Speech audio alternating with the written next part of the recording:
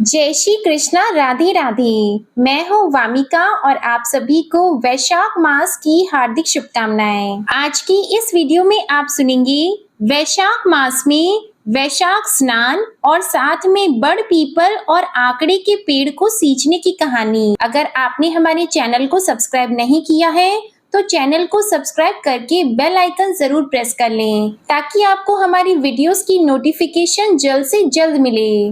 अब आप सुनिए बड़ पीपल और आकड़े के पेड़ को सींचने की कहानी। नर्मदा नदी के तट पर बहुत पुराना छोटा सा गांव था। उस गांव में एक बुजुर्ग वैश्य दंपति अपने दो बेटे और बहू के साथ रहते थे। उस वैश्य का नित्य का नियम था कि वह रोज नर्मदा घाट पर जाकर स्नान करता था और वहीं से एक लोटा जल लेकर सूर्य भगवान को अर्घ देता था। वहीं पर ही बड़ पीपल और आकड़े के पेड़ को सींचता था। एक बार की बात है, वैशाख मास लगने वाला था तो वैश्य ने अपनी पत्नी से कहा कि भगवान, मेरी तबीयत कुछ दिनों से ठीक नहीं है।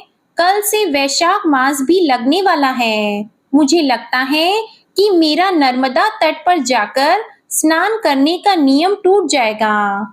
तब उस वैश्य की पत्नी ने अपने पति से कहा, आप इतने दुखी और परेशान क्यों होते हैं? भगवान की कृपा से हमारे दो दो बेटे और बहू हैं कि आप अपने दोनों बेटे और बहू से कह दो कि उनमें से कोई ना कोई आपको नर्मदा नदी पर से जरा पानी का लाकर आपको दे देगा। तो वैश्य बोला कि भगवान, इस बार मेरा मन करता है कि हम जोड़े से वैशाख स्नान करें। तब वैश्य की पत्नी बोली कि आपने तो मेरे मन की बात कही है, हम दोनों जरूर एक साथ स्नान जोड़े से करेंगे। तब वैश्य दंपति ने अपने दोनों बेटे बहुओं को अपने पास बुलाया और अपने मन की बात कही। वैश्य दंपति का बड़ा बेटा बोला कि बाबूजी, आपको तो पता ही है कि मैं नौकरी के लिए दूसरे शहर में आता जाता हूँ। मुझे सवेरे ही 5 बजे घर से निकलना होता है, तो मैं यह काम नहीं कर पाऊंगा। तब बड़ी बहू बोली कि माँ बाबूजी, मुझे भी सुबह सुबह इनका टिफिन तैयार करना होता है, तो मैं भी नर्मदा नदी से आपको पानी का जरा लाकर नहीं दे पाऊंगी। क्योंकि 1-2 दिन की बात होती तो मैं निभा लेती, लेकिन पूरे वैशाख मास में मैं यह नियम नहीं निभा पाऊंगी। तब वैश्य दंपति के छोटे बेटे और बहू बोले कि माँ बाबूजी, आप चिंता मत कीजिए, हम दोनों ही आपको एक पानी का नर्मदा नदी के तट से जरा लाकर दे देंगे। आप दोनों जरूर वैशाख का स्नान करो। ऐसा कहकर दोनों बेटे बहू अपने अपने कमरों में चले गए। इसके बाद वैश्य का छोटा बेटा अपनी पत्नी से बोला कि सुशीला, मेरे मन में एक विचार आया है कि जब हम दोनों नर्मदा के तट पर एक जरा पानी का माँ और बाबूजी के लिए लाएंगे, तो क्यों ना हम दोनों भी वैशाख का स्नान करें। अब उसकी पत्नी ने कहा कि यह बात तो आपने सही कही है, हम दोनों भी जोड़े से स्नान करें। तब उन दोनों ने जाकर अपने माता और पिता से कहा कि माँ बाबूजी, आपके साथ हम भी जोड़े से स्नान करेंगे। यह सुनकर वैश्य दंपति को बड़ी प्रसन्नता हुई। अगले दिन सुबह 4 बजे ही वैश्य दंपति के छोटे बेटे और बहू नर्मदा के घाट पर पहुंच गए। वैश्य के छोटे पुत्र ने मर्दाना घाट पर स्नान किया तो उसकी पत्नी सुशीला ने जनाना घाट पर स्नान किया। स्नान करने के बाद दोनों ही एक जरा पानी का लाकर अपने माता पिता को दे दिया करते। तब वैश्य दंपति ने चरु में से पहले एक लोटा जल निकालकर रख लिया और बाकी बचे हुए जल से स्नान किया। फिर लोटे के जल से सूर्य भगवान को अर्घ दिया और फिर बड़ पीपल आकड़े के पेड़ को नर्मदा के जल से सींचा, पूजा की और 5 परिक्रमा की। पहले के जमाने में घरों के आंगन में ही बड़ पीपल और नीम और आकड़े के पेड़ हुआ करते थे। तब वैश्य दंपति जब स्नान कर लेते तो छोटी बहू सुशीला उनके कपड़ों को धोकर आंगन में सुखा देती और फिर चाय बनाकर अपने सासू को देती और खाना आदि देती। इस तरह पूरा वैशाख मास बीत गया। जब वैशाख की पूर्णिमा का दिन आया तो वैश्य दंपति ने अपने छोटे बेटे और बहू से कहा कि तुम दोनों ने भी हमारे साथ ही वैशाख स्नान किया है, तो संपूर्ण फल पाने के लिए हमें 2 जोड़ा ब्राह्मण दंपति को भोजन कराना चाहिए।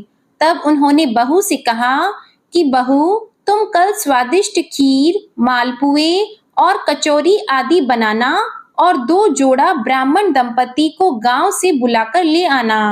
हम उन्हें भोजन कराएंगे, कपड़े और दक्षिणा आदि देंगे। तब दोनों बेटा बहू बोले कि माँ बाबूजी, जैसा आप चाहेंगे वैसा ही होगा। तब दूसरे दिन छोटी बहू ने सुबह जल्दी ही उठकर खीर, मालपुए, कचौरी आदि बनाए और गांव में ब्राह्मण दंपति को बुलाने के लिए चली गईं। वह आधे रास्ते में ही पहुंची थी कि उसे 2 ब्राह्मण और 2 ब्राह्मणी आते दिखाई दिए। बहू ने सोचा कि शायद ये तीर्थ यात्री हैं, गांव के तो नहीं लग रहे, क्यों ना मैं इन्हें ही भोजन के लिए घर ले जाऊं। तब छोटी बहू ने उनको प्रणाम किया और बोली कि पंडित जी, आज वैशाखी पूर्णिमा है और मेरे सास ससुर 2 ब्राह्मण जोड़ा जोड़ी को भोजन कराना चाहते हैं। कृपया आप मेरे साथ मेरे घर भोजन करने के लिए चलिए। तब वह पंडित और पंडिताइन बोले कि पुत्री, हम तो तीर्थ यात्री हैं, हमें भोजन मिल जाए, इससे बड़ी बात और क्या हो सकती है। तब वैश्य की छोटी बहू उनको घर लेकर आई, उनके लिए आसन लगाया, चौकी लगाई, पानी का लोटा भरकर रखा और उनके लिए भोजन का थाल परोसा। सभी ने भर पेट भोजन किया। फिर वैश्य दंपति ने उन्हें कपड़े और दक्षिणा दी। तब ये दोनों ब्राह्मण और ब्राह्मणी ने सबको ढेर सारा आशीर्वाद दिया।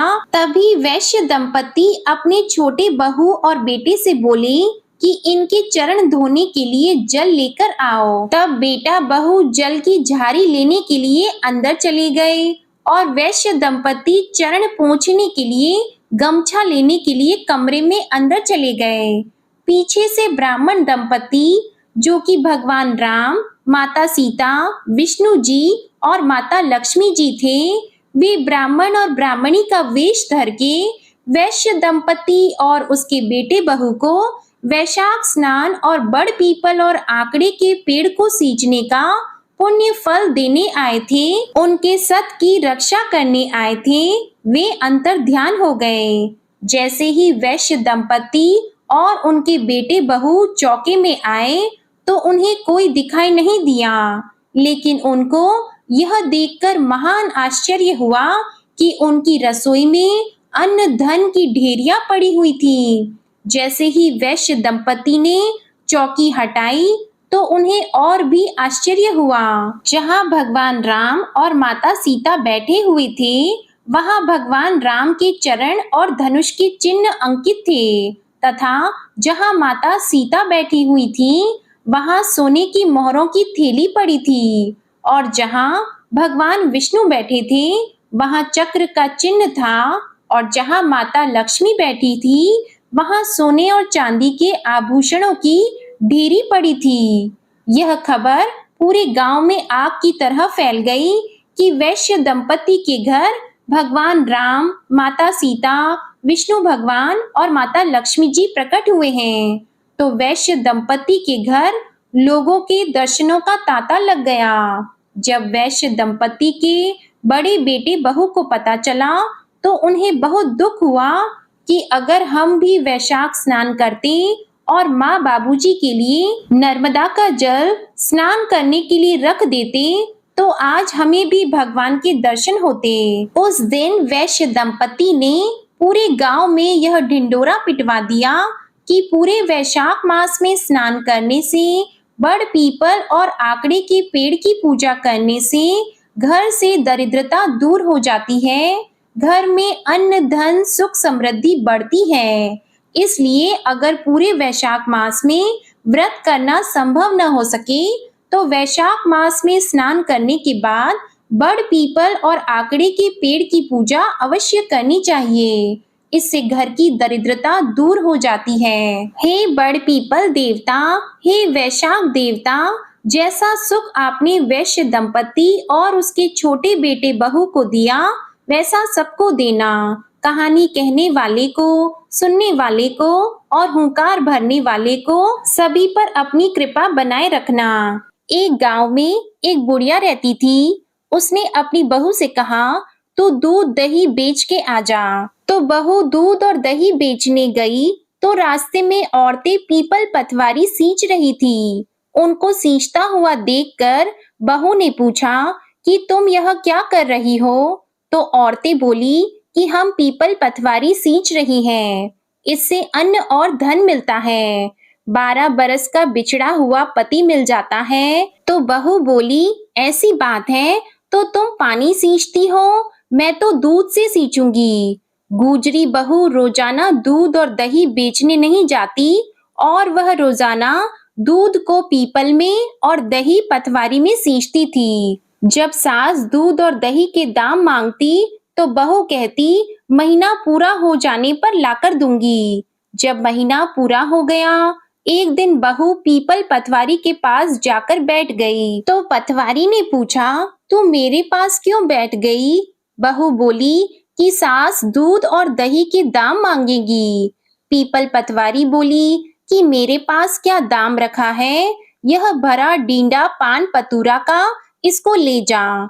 तो बहू ने वही ले जाकर कोठरी में रख दिया और डर के मारे कपड़ा ओढ़कर सो गई। तो सासू बोली कि पैसे ले आई? तो बहू बोली, कोठरी में रखे हैं। सास ने जाकर कोठरी में देखा तो हीरे मोती जगमगा रहे हैं। सासू बोली, इतना धन कहाँ से लाई बहू?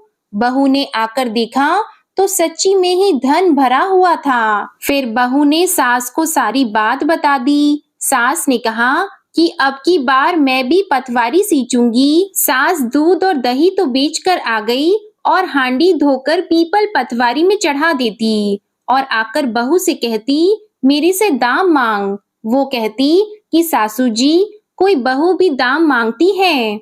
मगर सासू कहती कि तू मांग बहू। बहू बोली, सासू जी पैसे ले आओ।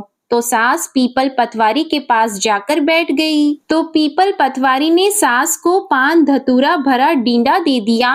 उसने ले जाकर कोठरी में रख दिया। बहू ने खोलकर देखा तो उसमें कीड़े मकोड़े बिलबिला रहे हैं। बहू ने कहा, सासू जी यह क्या है? तब सास ने आकर देखा और बोलने लगी, ये पीपल पतवारी दोगली है, इसको तो धन दिया और मुझको कीड़े मकोड़े दिए। तब सब कोई बोलने लगे कि बहू तो सत की भूखी सींची थी और तुम धन की भूखी। हे पतवारी माता, जैसा बहू को दिया वैसा सबको देना और जैसा सास को दिया वैसा किसी को ना देना। अब सुनिए दूसरी कहानी, तुलसी सींचने की कहानी। वैशाख के महीने में एक बुढ़िया माई तुलसी जी को सींचती थी और कहती थी, हे तुलसी माता, सत की दाता, मैं तेरा बिड़ला सींचती हूँ। मुझे बहू दे, पीतांबर की धोती दे, मीठा मीठा गास दे, वैकुंठा में वास दे, चटक की चाल दे, पटक की मोत दे, चंदन का काट दे, रानी सा राज दे, दाल भात का भोजन दे, 11 की मौत दे, कृष्ण जी का कंधा दे। तब तुलसी माता यह सुनकर सूखने लगी। तो भगवान ने पूछा, हे तुलसी, तुम क्यों सूख रही हो? तो तुलसी माता ने कहा कि एक बुढ़िया रोज आती है और यही बात कह जाती है, मैं सब बात तो पूरा कर दूंगी, लेकिन भगवान कृष्ण का कंधा कहाँ से लाऊंगी? तो भगवान बोले, जब वो मरेगी तो मैं अपने आप कंधा दे आऊंगा, तू बुढ़िया माई से कह देना।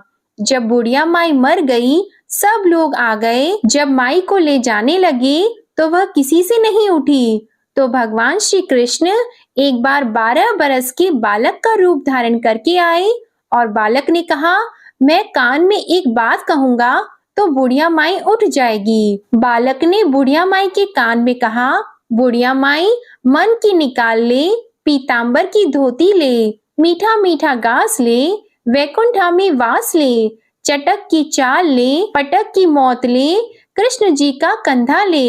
यह सुनकर बुढ़िया माई हल्की हो गई, तो भगवान श्री कृष्ण ने उन्हें कंधा दिया और बुढ़िया माई को मुक्ति मिल गई।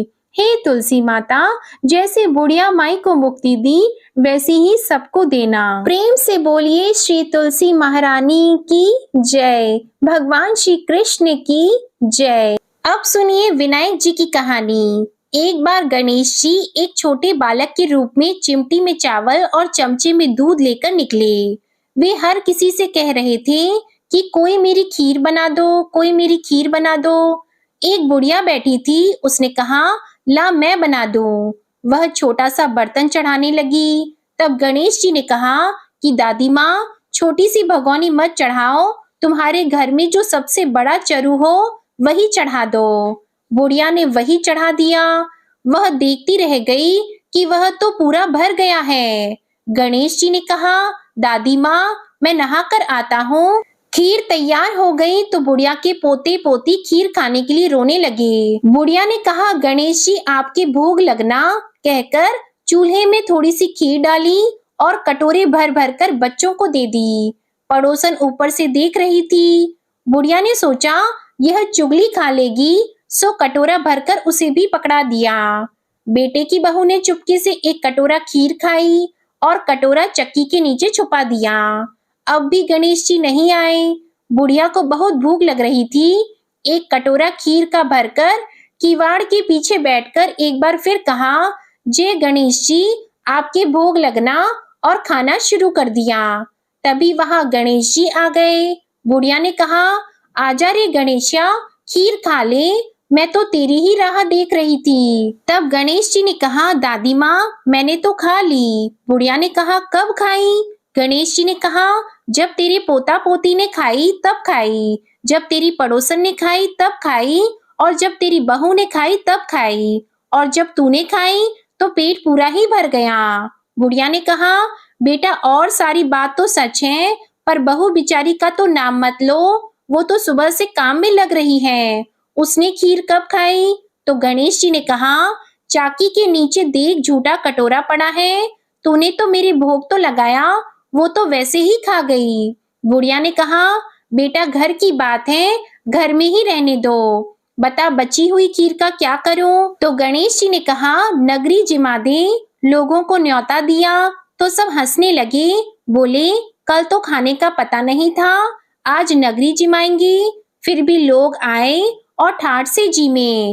नगरी जिमा दी, तब भी चरु पूरा ही भरा था। राजा को पता लगा तो बुढ़िया को बुलाया और कहा, क्यों बुढ़िया, ऐसा चरु तेरे घर अच्छा लगे या हमारे घर? तो बुढ़िया ने कहा, राजा जी आप ले लो। राजा जी ने खीर का चरु महल में मंगा लिया। लाते ही खीर में कीड़े मकोड़े बिच्छू हो गए और दुर्गंध आने लगी। तो राजा जी ने कहा, बुढ़िया, चरु वापस ले जा, जा तुझे हमने दिया। तो बुढ़िया ने कहा, राजा जी आप देते तो पहले भी कभी देते, यह चरु तो मुझे मेरे गणेश जी ने दिया है। बुढ़िया ने चरु वापस लिया। लेते ही सुगंधित खीर हो गई। घर आकर बुढ़िया ने गणेश जी से पूछा, बची हुई खीर का क्या करूं? तब गणेश जी ने कहा, झोपड़ी के कोने में खड्डा खोदकर गाड़ दे, उसी जगह सुबह उठकर वापस खोदेगी तो धन के 2 चरु मिलेंगे। ऐसा कहकर गणेश जी अंतर्ध्यान हो गए। जाते समय झोपड़ी के लात मारते गए तो झोपड़ी के स्थान पर महल हो गया। सुबह बहू ने फावड़ा लेकर पूरे घर को खोद दिया तो कुछ भी नहीं मिला। बहू ने कहा, सासू जी, थारो गणेश जी तो झूठो है। सासू ने कहा, बहू, मारो गणेश जी झूठो तो नहीं है, ला मैं देखूं। वह सुई लेकर खोदने लगी तो टन टन करते 2 धन के चरु निकल आए। बहू ने कहा, सासू जी, गणेश जी तो साचो ही है। सास ने कहा, गणेश जी तो भावना के भूखे हैं। हे गणेश जी, जैसा आपने बुढ़िया को दिया वैसा सबको देना। कहानी कहने वाले, हुंकारा भरने वाले, कहानी सुनने वाले सभी को देना। प्रेम से बोलिए विनायक जी की जय। प्रेम से बोलिए गणेश जी महाराज की जय। आइए अब सुनते हैं लपसी और तपसी की कहानी। यह कहानी हर व्रत कथा के साथ सुनी जाती है। एक लपसी था, एक तपसी था। तपसी हमेशा भगवान की तपस्या में लीन रहता था। लपसी रोजाना सवा सेर की लापसी बनाकर भगवान को भोग लगाकर भोजन कर लेता था। एक दिन दोनों लड़ने लगे। तपसी बोला, मैं रोज भगवान की तपस्या करता हूँ, इसलिए मैं बड़ा हूँ। लपसी बोला, मैं रोज भगवान को सवा सेर लापसी का भोग लगाता हूँ, इसलिए मैं बड़ा हूँ। नारद जी वहां से गुजर रहे थे। उन्होंने दोनों को लड़ता हुआ देखकर उनसे पूछा कि तुम लड़ क्यों रहे हो। तपसी ने खुद को बड़ा होने का कारण बताया और लपसी ने अपना कारण बताया। नारद जी बोले, तुम्हारा फैसला मैं करता हूँ। दूसरे दिन लपसी और तपसी नहाकर अपनी रोज की भक्ति करने आए तो नारद जी ने छुपकर 1.25 करोड़ की एक अंगूठी उन दोनों के आगे रख दी। तपसी की नजर जब अंगूठी पर पड़ी तो उसने चुपचाप अंगूठी उठाकर अपने नीचे दबा ली। लपसी की नजर जब अंगूठी पर पड़ी तो उसने ध्यान नहीं दिया और भगवान को भोग लगाकर लापसी खाने लगा। नारद जी सामने आए तो दोनों ने पूछा कि कौन बड़ा है। तो नारद जी ने तपसी से खड़ा होने को कहा। वो खड़ा हुआ तो उसके नीचे दबी अंगूठी दिखाई दी।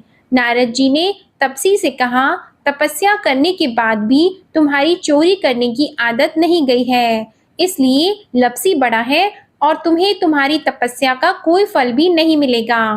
तपसी शर्मिंदा होकर माफी मांगने लगा। उसने नारद जी से पूछा, मुझे मेरी तपस्या का फल कैसे मिलेगा। नारद जी ने कहा, यदि कोई गाय और कुत्ते की रोटी नहीं बनाएगा तो फल तुझे मिलेगा। यदि कोई ब्राह्मण को भोजन करवाकर दक्षिणा नहीं देगा तो वह फल तुझे मिलेगा। यदि कोई साड़ी के साथ ब्लाउज नहीं देगा तो फल तुझे मिलेगा। यदि कोई दिए से दिया जलाएगा तो फल तुझे मिलेगा। यदि कोई सारी कहानी सुने लेकिन तुम्हारी कहानी नहीं सुने तो फल तुझे मिलेगा। उसी दिन से हर व्रत कथा कहानी के साथ लपसी और तपसी की कहानी भी सुनी और कही जाती है। एक बार प्रेम से बोलिए भगवान विष्णु जी और माता लक्ष्मी जी की जय। आपको ये कथा अच्छी लगी हो तो इस कथा को रोज सुनिएगा और अपनी फैमिली और फ्रेंड्स को भी शेयर करिएगा और इसे लाइक करके चैनल को जरूर सब्सक्राइब करिएगा। जय श्री कृष्णा।